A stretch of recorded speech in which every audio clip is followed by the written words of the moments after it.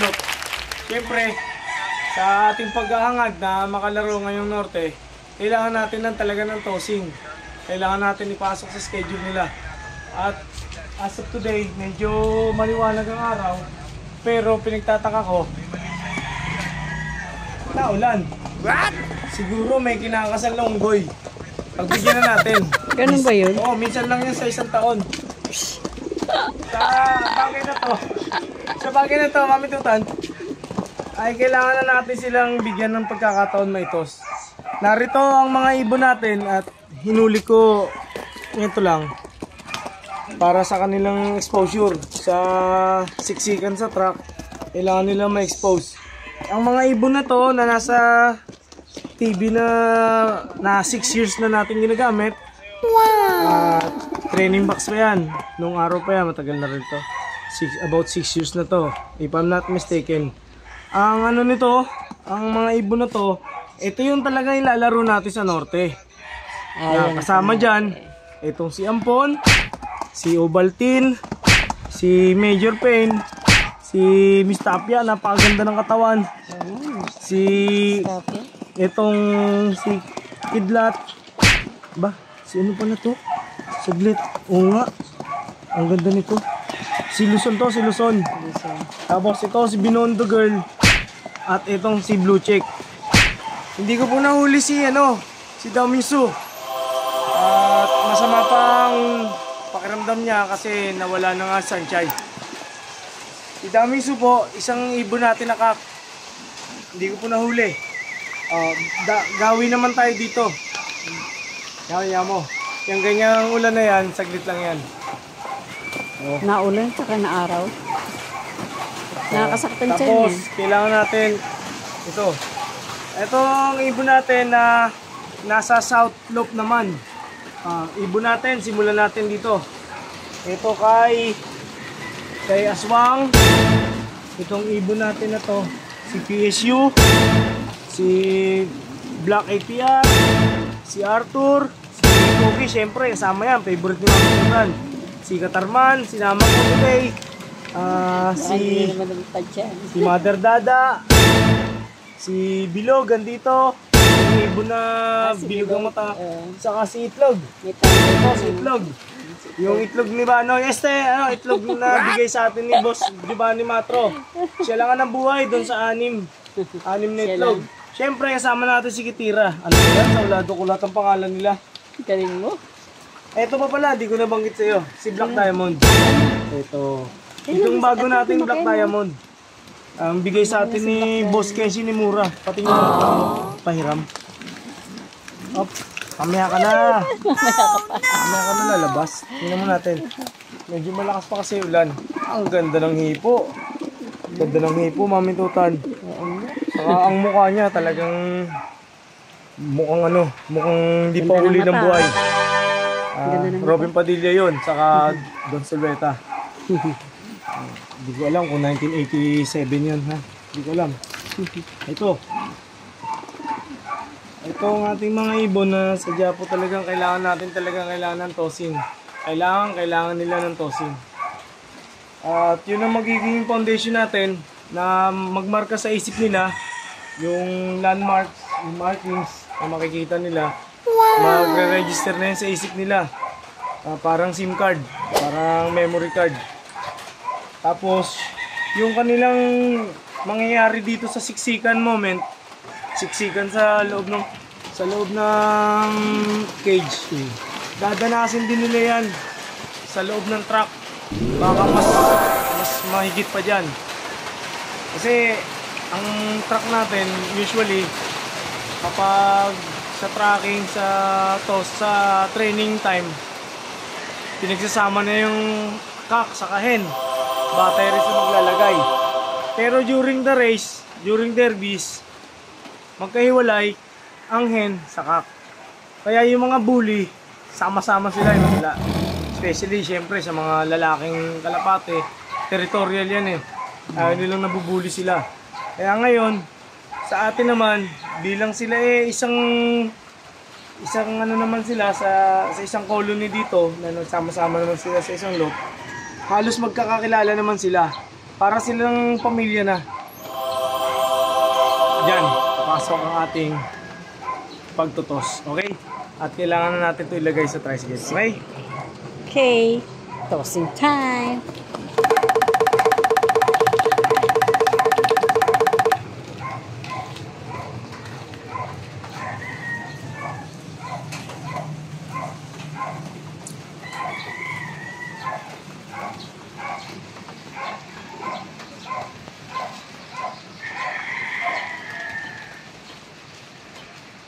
Right.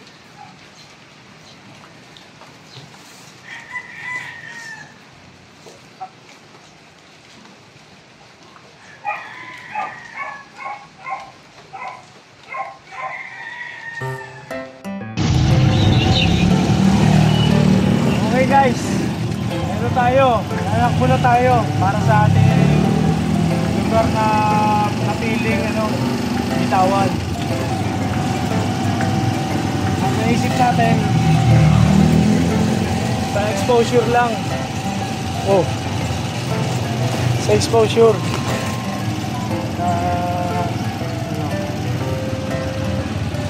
So, kailangan natin itong gawin.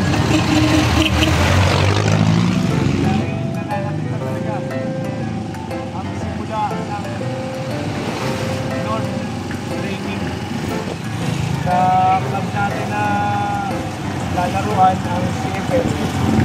Siyempre, naisip ko rin mag-load sa WTC. Under naman ni Boss Javi Romero.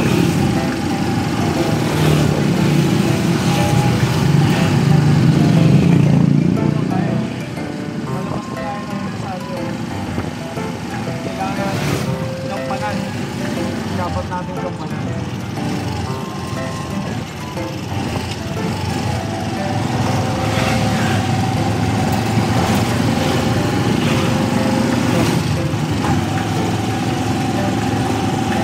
Lang, nandito Mami Tutan. Lagi nating kasama sa ating lakad. Saka siyempre sa pangarap natin, full support yan. Mula sa patoka hanggang sa video. Paghawak ng camera lang. Camera woman natin, napakaganda oh. Tignan nga natin kung sa salamin. Camera siya lang talaga. Ito.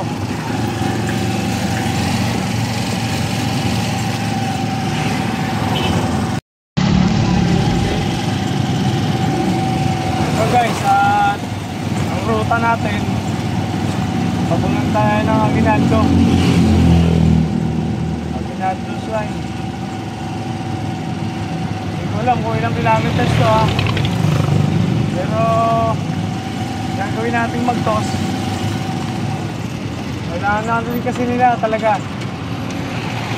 About 2 weeks na lang natitira sa atin. Training na ng CFL.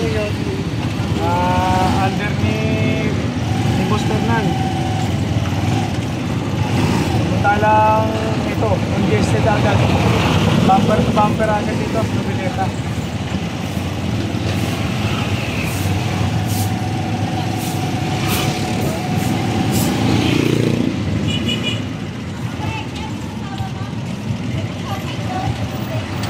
Nagpaplano kami ng MOA ng tropang ng Coffee Friends magbitaw ng MOA.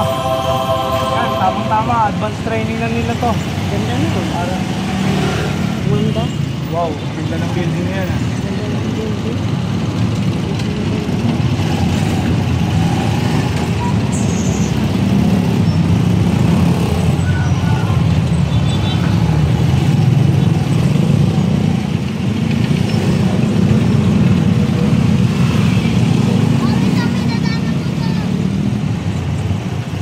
Enforcer na.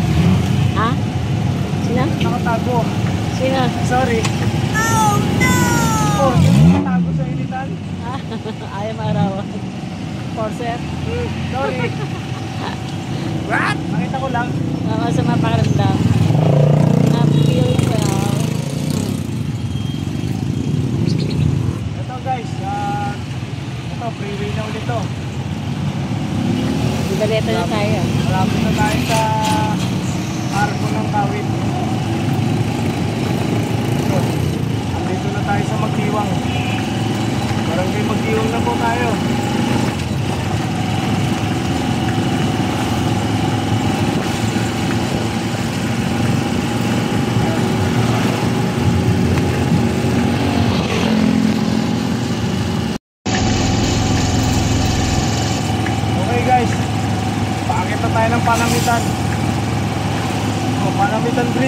tawag dito.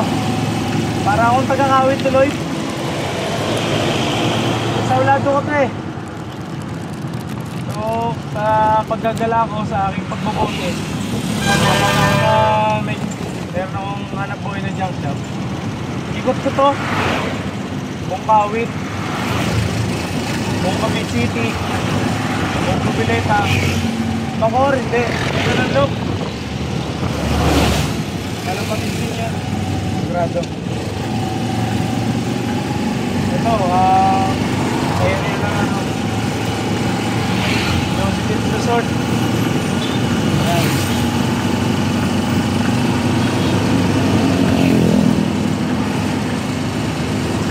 Naalala ko yung mga junk shop na pinipick up mo ng kalakal. Mga panahon na malakasan ng junk shop ko. Yan. Ako nakapick up ng kalakal dyan.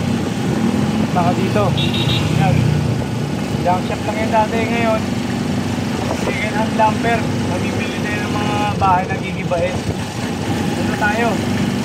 Sensado na. Pangaganda ng road trip namin ni Mami Tutan. Sana huwag kami mawala ng gasolina. Kasi 50 pesos lang kinarga ko. No, baka magsilang ako niyan. 50 pesos lang.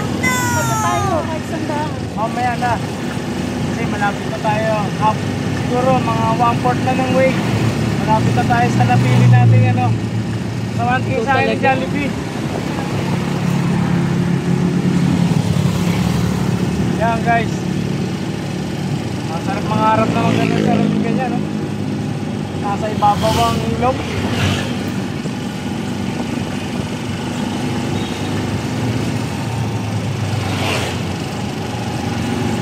Yan guys.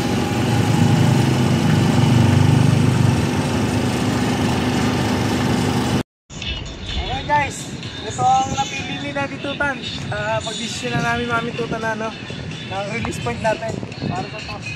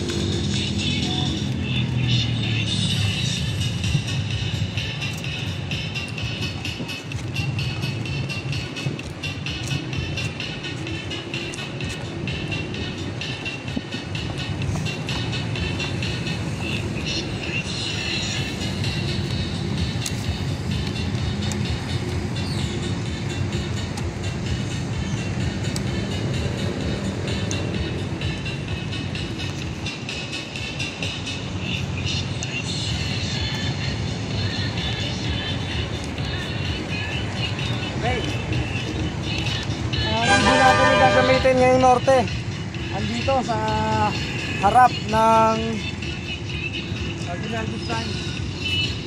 Alam na nila kung paano umuwi.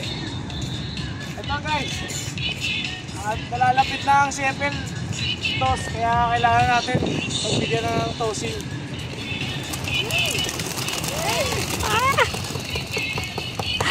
Ito yun. Rosario. Ano lang, para lang pamiliarize yung mga mata nila. Ito, ang Daddy Tutan at nagsasabi sa inyo na sige lang, lipad lang para sa pangarap. Kasi nga, libre lang yan. Ayan, mga natin guys. Mga lipad yan. Shout out sa mga tropang kawit. Andito tayo ngayon sa Aguinaldo Shrine para ipagpatuloy natin yung ating tossing. Ang series ng tossing natin, kailangan talaga natin gawin yan. Ang init, Mami Tutan. Napakaganda ng, ng bahay ng kauna-unahang Pangulo ng Pilipinas. Ang ating Gobernador General, Emilio Tria Tirona Aguinaldo. Siya po ang kauna-unahang Pangulo ng bansang Pilipinas. Sa ating history, naganap ang paggunang pagwagayway ng watawat ng Pilipinas June 12, 1898. Hindi po ako nakapunta. bigla nang nawala. Hindi ko alam kung saan pumunta. Pero ito po, ang magaling na Gobernador Silio ng panahon nila at napaganda nila ang musileo ni ang lugar ni ng ating mahal na unang Pangulo, Emilio Aguinaldo. Wow! Ang buhay namin bilang nangangarera, bilang isang nangangarap na isang 9 na taong gulang na bata, ako yun. 9 years old po ako nung nagsimula ang mangarera ng Kalapate. At ngayon, ilang taon na ako? 34. Naku po, 34 years. 34 ka lang? Ay, sorry. Hindi ako magbilang. Kasi 127 years na po ang independence natin. Napakasarap sa pakiramdam na nakarating tayo rito sa pagkakataon na tayo nagtos sa isang magandang lugar. Asan na sila? Ayun sila. Saan? Sana? I-zoom mo, Mami Tutan. Ayun. Ayun sila. Ayun sa may sa may Saan? wala na. Tumutok na. Ayun, tumutok. Ayun. Ayun. Ayun, isang grupo sila, oh. Layo. Ang layo talaga. Ano ba iso? Malayo. Zoom. Ayan. Napakaganda ng lugar para sa tossing.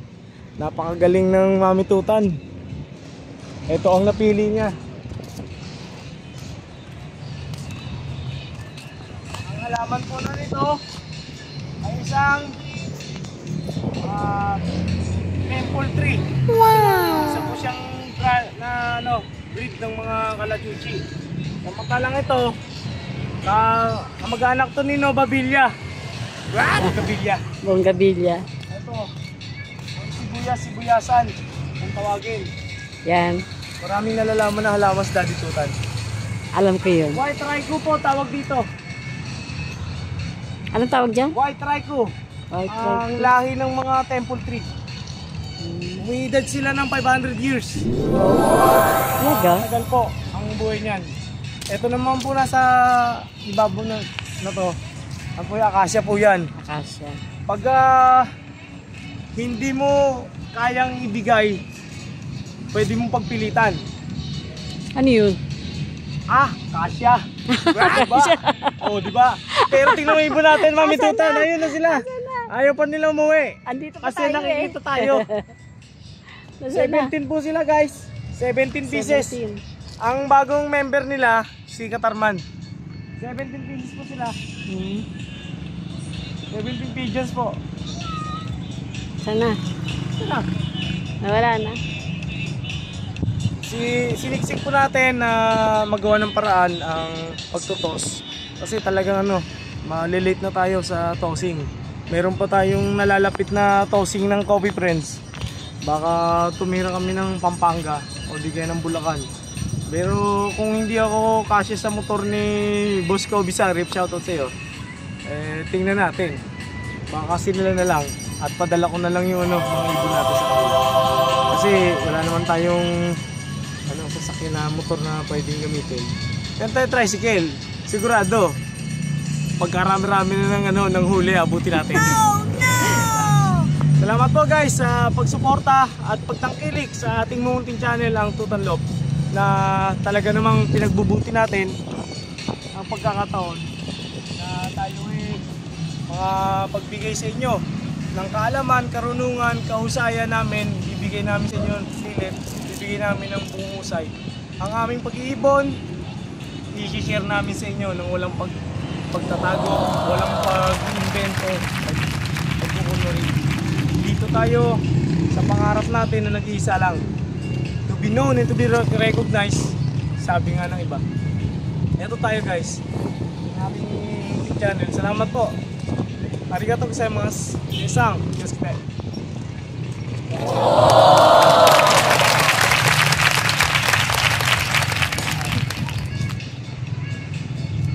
Napakaganda. Saan na sila? Wala na. Pauwi na.